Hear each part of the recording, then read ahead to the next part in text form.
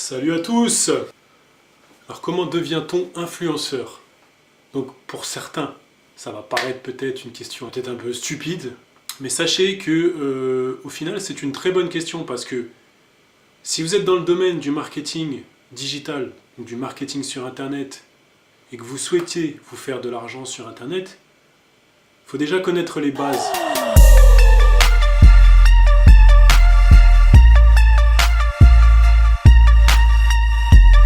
D'abord, donc, la définition d'un influenceur.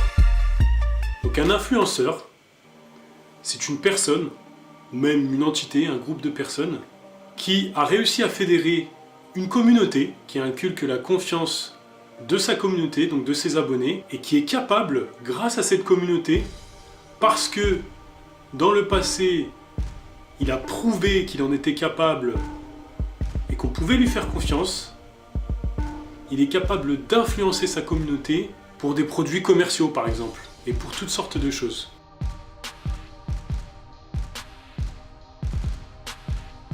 Dans le domaine du marketing donc américain, donc aux États-Unis, on définit un influenceur par les 3 conditions suivantes.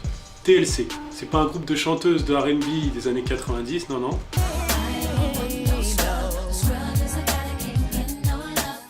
La lettre T signifie Trust, donc qui veut dire confiance. L, c'est Loyalty, donc loyal. Et C, c'est Credibility. Et donc un influenceur est défini par ces 3 conditions. Et je trouve que c'est tout à fait bien résumé parce que effectivement, un influenceur, comme je l'ai dit donc auparavant, c'est quelqu'un qui inculque la confiance à ses abonnés parce qu'il a prouvé auparavant qu'on pouvait lui faire confiance, en amenant énormément de valeur. La crédibilité, alors généralement la crédibilité ça se fait par exemple avec des collaborations, donc cet influenceur va collaborer avec d'autres influenceurs qui sont peut-être encore plus connus, et donc à partir de ce moment là, tout de suite il y a une espèce de crédibilité qui se crée. Si par exemple cet influenceur c'est un expert dans son domaine, tout de suite il y a une crédibilité qui est générée grâce à ça. Et la loyalty, loyauté envers justement ses fans. Il va prouver justement qu'on peut lui faire confiance parce qu'il a recommandé déjà auparavant des super produits et que ça a très bien fonctionné. Et par rapport en plus au fait qu'il va rester constant dans ses actions, donc il va régulièrement apporter des choses, et donc à ce moment-là, donc il fait preuve justement de loyauté envers ses fans parce que il sait que même si lui il n'a pas forcément envie de le faire, il va le faire parce qu'il a besoin de le faire pour ses fans. Alors un influenceur, en vérité ça se compte pas au nombre d'abonnés qu'il a, mais ce que je veux dire c'est que tu peux très bien avoir 500 abonnés et 500 abonnés être un influenceur. Si tu as 500 abonnés, ces 500 abonnés sont très engagés et que te suivent, tout ce que tu dis ou fais le suivent au doigt et à l'œil, excuse-moi mais tu es un influenceur, t'as pas besoin d'avoir des millions d'abonnés. Alors donc comment devient-on influenceur? Alors je vais essayer de vous résumer un petit peu le truc. Ça passe par 3 étapes. Le début, la transition, la ruée vers la gloire. Donc le début. Au début un influenceur c'est n'importe quelle personne, comme toi, moi, comme n'importe qui. À un moment donné, cette personne-là se dit je vais devenir un expert sur un sujet, ou alors je vais créer du contenu qui va me permettre d'intéresser un certain nombre de personnes. C'est pour ça qu'en l'occurrence, vous avez aussi des influenceurs qui ne sont pas forcément des experts dans quelque chose, mais par exemple des influenceurs qui font des vidéos drôles, des vidéos marrantes, etc. Ils sont influenceurs parce qu'ils créent du contenu intéressant, c'est du contenu qui intéresse. Donc à partir de ce moment-là, ce sont aussi des influenceurs. Mais vous avez aussi des influenceurs qui sont des experts. Donc ils s'y connaissent parfaitement bien dans un sujet, et le fait qu'ils s'y connaissent bien, ils peuvent apporter des choses intéressantes. Au début, donc cette personne-là, au début c'est personne. Et puis, à un moment donné, donc pour devenir influenceur, il va falloir se positionner quelque part. Il va falloir choisir un thème, choisir un sujet qui va intéresser. Alors, si par exemple tu parles des tortues de Madagascar, alors ok, c'est super, les tortues de Madagascar, voilà, c'est une espèce rare qui est en voie de disparition, etc. Ça peut peut-être fonctionner. Sauf que là, dès le début, tu te mets des bâtons dans les roues. Pourquoi? Parce que il faut que tu trouves un sujet qui soit assez vaste pour attirer du monde. Donc plutôt que de choisir les tortues de Madagascar, il va falloir que tu choisisses un sujet plus vaste. Par exemple, la protection des animaux aquatiques. Ça, par exemple, ça peut être un sujet assez vaste qui peut justement intéresser pas mal de personnes. Alors à partir de ce moment-là, où tu sais quelle plateforme tu vas utiliser, tu vas créer ton blog, donc tu vas commencer à écrire, faire des photos. Alors, en gros, tu vas créer du contenu, que ce soit des photos ou des vidéos, que les vidéos tu les mettras sur YouTube. Tu vas créer du contenu, et au fur et à mesure, donc, il va falloir être régulier. Et ça va être la chose la plus difficile, parce qu'il va falloir être discipliné. Et ça, c'est une chose qui n'est pas forcément facile. Et à un moment donné, tu vas pouvoir passer à la phase de transition. La phase de transition, c'est la phase où tu vas commencer à délivrer du contenu habituellement, régulièrement. Tu vas commencer à générer des premiers fans. Et là, il va falloir que tu évolues.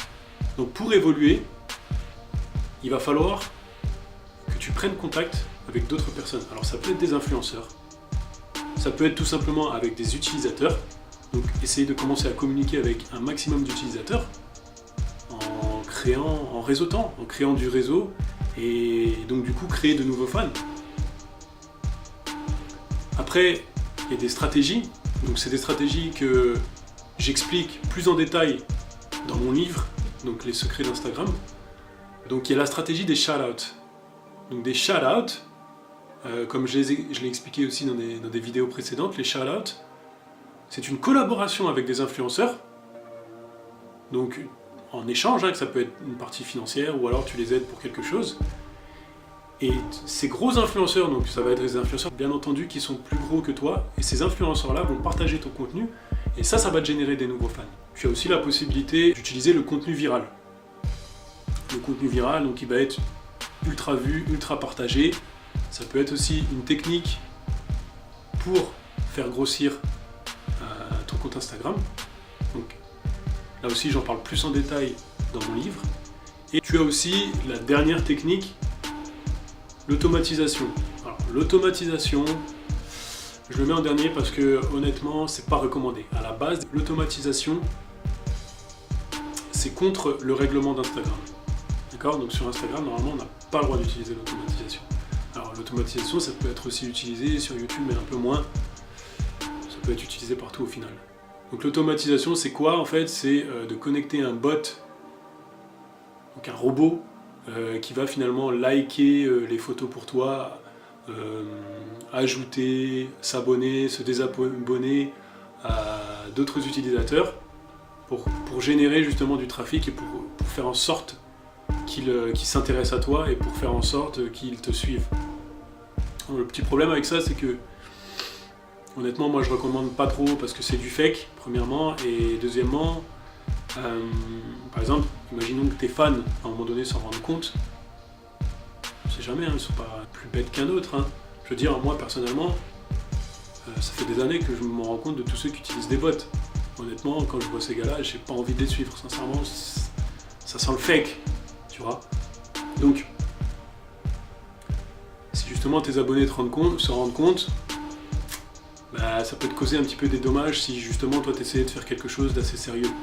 Donc voilà pourquoi c'est pas super recommandé. Après, il y en a qui le font, il y en a toujours qui le font, mais ça peut te créer des problèmes, puis tu peux même te faire bloquer ton compte. Donc fais extrêmement attention à ça. Donc ça, c'était la phase de transition. Et ensuite, si tout se passe bien, si tu arrives à générer du trafic, si tu fais des shout-outs, si tu fais des collaborations, voire même si tu arrives à passer sur des médias, si tu arrives à passer à la télé et à faire parler de toi, donc le but c'est de faire parler de soi pour générer vraiment de la traction. Et une fois que ça commence, que tu vois que ça commence à grossir, que ça commence à gonfler, que tu commences à avoir de plus en plus d'abonnés, que tu commences à buzzer même peut-être, il y en a qui buzzent, et bien à partir de ce moment-là, là tu es dans la phase où justement tu vas commencer à avoir du succès. Donc quand tu commences à avoir du succès, là, c'est toi qui as les clés en main. Donc, tu deviens le boss.